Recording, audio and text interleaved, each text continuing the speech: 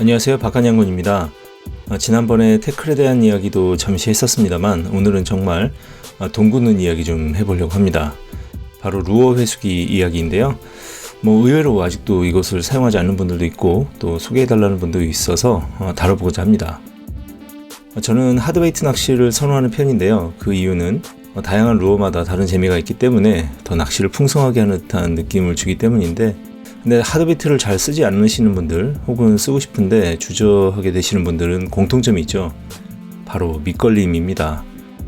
벨리나 카약, 보트 등을 타시는 분들은 워킹에 비해서 하드베이트를 마음껏 쓸 수 있음에도 불구하고 밑걸림 때문에 잘 쓰지 못하고 계속 한정된 루어만 운영하다 보니 어느새 하드베이트는 멀리하게 되고 늘 원만 사용하는 안타까운 경우들을 종종 만날 수 있습니다. 저도 순수 아마추어 하수인데 제가 갑부라서 수몰나무에 마구 크랭크베이트를 밀어넣는 것은 아니고요. 돈 말고 믿는 구석이 있으니 밀어넣을 수 있는 것인데 그것이 바로 루어 회수기입니다. 우리나라의 호수나 저수지는 수몰나무, 돌틈, 수초 등의 다양한 밑걸림 요인들이 존재하죠. 거기다가 우리나라 특성상 어민분들이 쳐놓은 그물 혹은 폐그물 등의 수중 구조물 등으로 인해서 당황스러운 밑걸림이 발생하기도 합니다. 뻔히 보이는 것인데도 불구하고 팔을 넣어도 닿지는 않고 대충 흔들어서 꺼내려다가 라인이 끊어지면 정말 그 짜증이란 이루 말할 수가 없습니다. 루어가 눈에 뻔히 보이는데 저 비싼 루어를 두고 가려고 하니 마음이 아파오죠. 바로 그럴 때 루어 회수기가 있으면 다 해결이 됩니다. 자, 이제 루어 회수기를 소개해 보겠습니다. 루어 회수기는 크게 두 타입이 있습니다. 줄 타입과 봉 타입이 있는데요. 둘 다 장단점이 조금씩 다릅니다. 그리고 손재주가 좋으신 분들은 둘 다 자작이 가능합니다. 봉 타입의 경우는 고무보트나 FRP 보트 등의 부력이 강한 경우에는 마구 사용해도 문제가 없지만 그 외에 카약이나 벨리에서는 좀 문제가 생길 수 있으니 이 부분은 오늘 논하지 않기로 하고요. 오늘 소개할 제품은 줄 타입을 위주로 설명을 드리도록 하겠습니다. 자, 이 루어 회수기는 다이와 제품이고요. 그리고 제가 전에 썼던 거하고는 좀 다른 신형이긴 합니다. 그래서 구조가 조금 다르긴 한데요. 원리는 똑같아요. 자, 저렇게 줄에 끼우는 고리가 달려 있고요. 지금 1호를 잘 모르지만 아무튼 그 안에서 루어를 이렇게 걸어서 회수를 하는 형식으로 보시면 됩니다.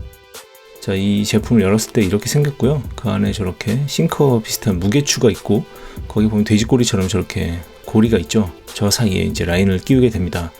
이 사이에 라인을 관통시켜서 저 무거운 추를 물속 아래로 내려서 루어를 이제 회수하게 되는 것이죠. 이 아래에 달려있는 체인이 바로 우리 하드베이트에 달려있는 그 많은 바늘 중에 뭐라도 하나 걸어서 이렇게 빼내는 역할을 합니다.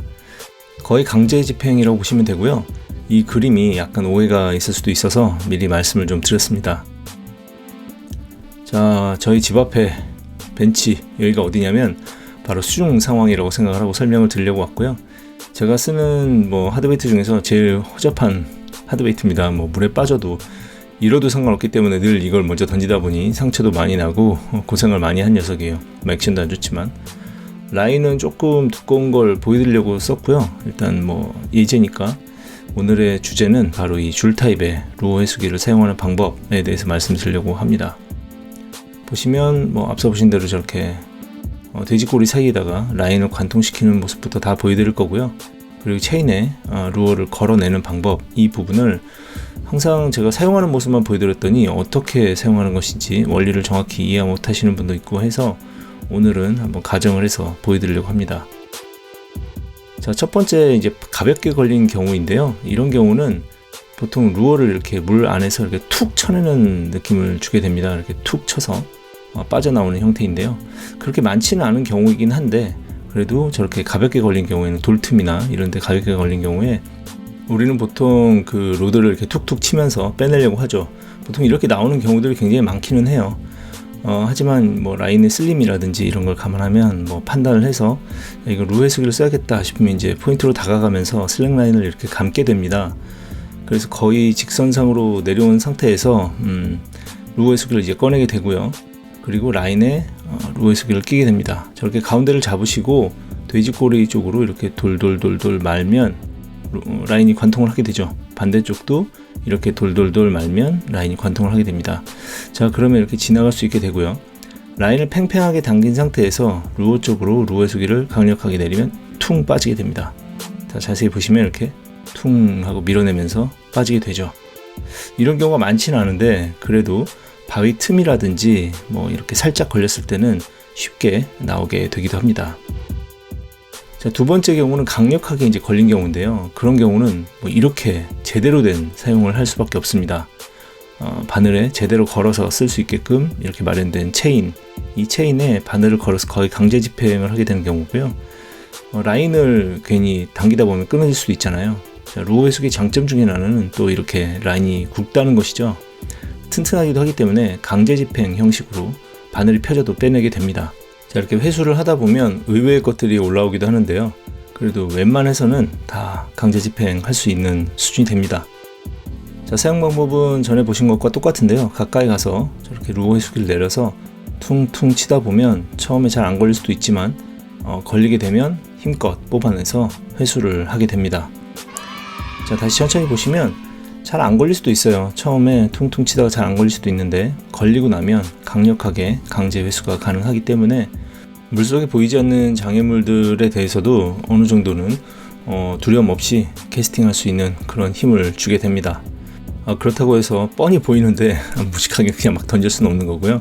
그래도 저기 있을 것 같은데 뭐 좀 두려움 때문에 못 던지는 그런 상황이라면 그래도 한 번쯤 믿고 던져볼 만한 그런 믿음은 있는 것 같습니다. 대부분 이렇게 강제 집행을 하고 나면 바늘에 문제가 생깁니다. 이 정도만 해도 사실 플라이어로 조정할 수 있는데 이 정도보다 더 많이 휜 경우라면 되도록이면 교체를 추천을 드립니다. 이 루어 회수기의 장점은 휴대성이죠. 작아서 태클 박스에도 넣기 편하고요. 회수도 뭐 한 80% 정도는 회수가 된다고 봅니다. 자, 이 루어 회수기 하나에 한 3만원 정도 하는 걸로 알고 있는데요. 자, 이거 하나면 하드웨이트 그동안 제가 살린 것만 봐도 루어 회수기 하나당 적어도 50만원 이상은 돈을 번 듯한 느낌이 아마 들게 되실 거예요. 자, 오늘은 루어 회수기 얘기를 했고요. 뭐 이제 저도 본격적인 쉘로우 크랭크와 탑워터 시즌 기대하면서 태클 박스 세팅 바꿔봐야겠습니다. 자, 오늘도 시청해주셔서 감사드립니다. 건강하세요.